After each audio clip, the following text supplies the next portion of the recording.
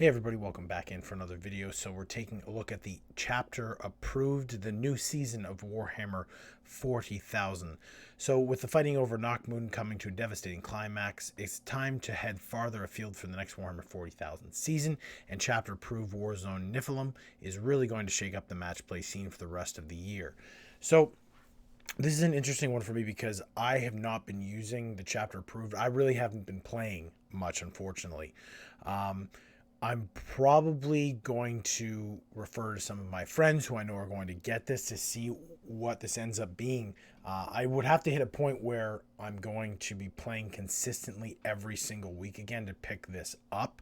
And I hope it gets to that point. But for now, I'll see what ends up being said about it and how the book turns out being. The biggest change for the coming season is the way the command points works. Armies will start each game with around half as many points as before, so you'll have to be more cunning with how you use them. It's far riskier to spend all your command points on a devastating turn 1 combo. This is good, but again, the problem with command points is I think not that there's too many. Although some armies you can cheese it out and have such a huge amount that it's nonsensical. But it's just the stratagems with them, there's too many. There's the universal ones, and then in each codex, there's like 35, 40. Like, it's so many that I just feel as though each game at the end, I'm like, oh, if I just done this instead, I would have won, right? And it's not a great feeling when you feel as though you're losing from forgetting your own rules.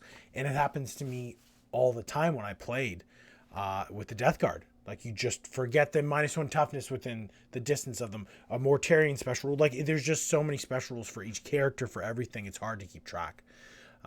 However, you'll also gain extra command points with each battle round, so it'll be easier to react to your opponent's dastardly schemes in later turns as the game progresses. So this is the picture that everyone's going nuts over because it's got Sicarius and it's got Space Bear. Okay, so I know everyone's very excited about Space Bear. I've seen memes of just the bear. I didn't know where it was from, but obviously it's from this picture, and it's very funny. There's all this stupid stuff I was seeing being like the bear is now in charge of the the Empire of Mankind.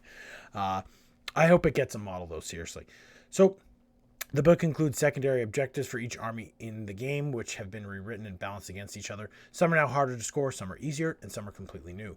There are even bespoke secondary objectives for armies whose new codexes aren't out yet, such as Demons or Chaos Demons and Astra Militarum.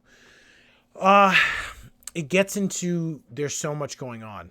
When you're picking, I like the idea of picking your own objectives to match the playstyle of your army. I think that's a good idea, but I think it's too much. I think having even more secondary objectives to choose from and all these things going on is a lot to deal with. But again, I'll have to see the new book. When one of my friends gets it, I'm going to flip through it and then I'll probably do a review of it, but we'll have to see. So now take a deep breath. Points have been removed from the book. That's right, gone.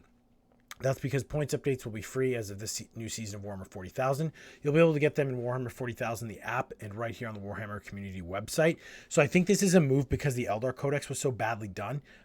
When they have to redo the Codex within a month of it coming out, it wasn't like a good thing. I still was very surprised with the playing off of that. This is a move that I think needed to happen because people were so upset about that. When you have points updates for things that you just bought and it immediately is incorrect, you have to give it to people for free. But I understand why they've done this. So if you like to play at the competitive end of the spectrum and enjoying attending events and tournaments, you'll find the new chapter proof has loads of stuff that freshens up and balances that experience. Or if you just want to access the latest points to play more casually at home, maybe with the Eternal War missions in your core book. Getting access to current points will be easy. And that's it. So, Space Bear for the win, I think, here. But I will read through this. This book looks like it's huge.